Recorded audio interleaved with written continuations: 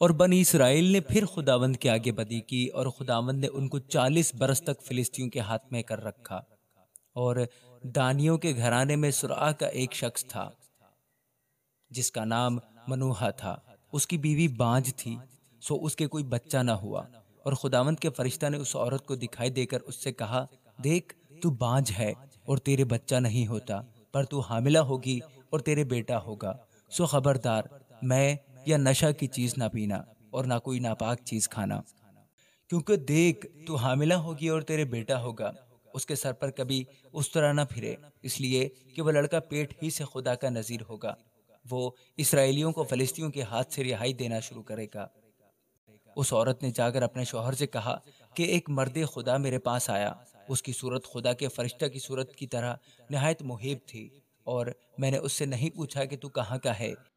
اور نہ اس نے مجھے اپنا نام بتایا، پر اس نے مجھ سے کہا، دیکھ تو حاملہ ہوگی اور تیرے بیٹا ہوگا، سو تو میں یا نشہ کی چیز نہ پینا اور نہ کوئی ناپاک چیز کھانا، کیونکہ وہ لڑکا پیٹ ہی سے اپنے مرنے کے دن تک خدا کا نذیر رہے گا۔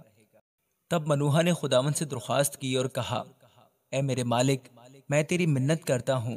کہ وہ مرد خدا جسے تو نے بھیجا تھا ہمارے پاس پھر آئے اور ہم کو سکھائے کہ ہم اس لڑکے سے جو پیدا ہونے کو ہے کیا کریں۔ اور خدا نے منوہا کی عرض سنی، اور خدا کا فرشتہ اس عورت کے پاس جب وہ کھیت میں بیٹھی تھی پھر آیا،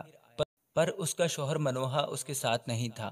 سو اس عورت نے جلدی کی اور دوڑ کر اپنے شوہر کو خبر دی، اور اس نے کہا کہ دیکھ وہی مرد جو اس دن میرے پاس آیا تھا اب پھر مجھے دکھائی دیا۔ تب منوہا اٹھ کر اپنی بیوی کے پیچھے پیچھے چلا اور اس مرد کے پاس آ کر اس سے کہا، کیا تو وہی مرد ہے جس نے اس عورت سے باتیں کی تھیں؟ اس نے کہا، میں وہی ہوں۔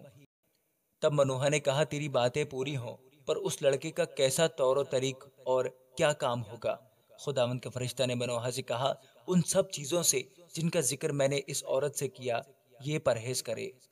وہ ایسی کوئی چیز جو تاگ سے پیدا ہوتی ہے نہ کھائے، اور میں یا نشہ کی چیز نہ پیے اور نہ کوئی ناپاک چیز کھائے، اور جو کچھ میں نے اسے حکم دیا یہ اسے مانے۔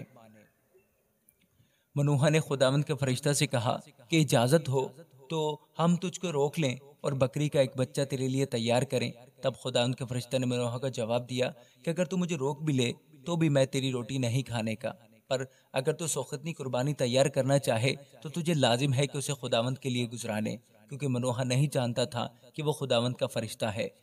پھر منوہا نے خداوند کے فرشتہ سے کہا کہ تیرا نام کیا ہے، تاکہ جب تیری باتیں پوری ہوں تو ہم تیرا اکرام کر سکیں۔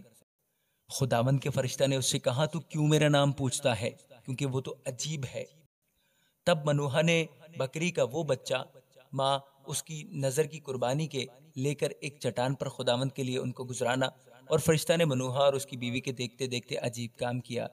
کیونکہ ایسا ہوا کہ جب شعلہ مذبح پر سے آسمان کی طرف اٹھا تو خداوند کا فرشتہ مذبح کے شعلہ میں ہو کر اوپر چلا گیا، اور منوہا اور اس کی بیوی دیکھ کر اوندھے منہ زمین پر گرے۔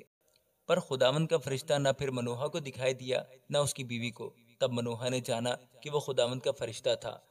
اور منوہا نے اپنی بیوی سے کہا، ہم اب ضرور مر جائیں گے کیونکہ ہم نے خدا کو دیکھا۔ اس کی بیوی نے اس سے کہا، اگر خداوند یہی چاہتا کہ ہم کو مار دے تو سوختنی اور نظر کی قربانی ہمارے ہاتھ سے قبول نہ کرتا، اور نہ ہم کو یہ واقعات دکھاتا، اور نہ ہم سے ایسی باتیں کہتا۔ اور اس عورت کے ایک بیٹا ہوا، اور اس نے اس کا نام سمسون رکھا، اور وہ لڑکا بڑھا اور خداوند نے اسے برکت دی، اور خداوند کی روح اسے مہنے دان میں جو سرعہ اور استال کے درمیان ہے تحریک دینے لگی۔ آمین۔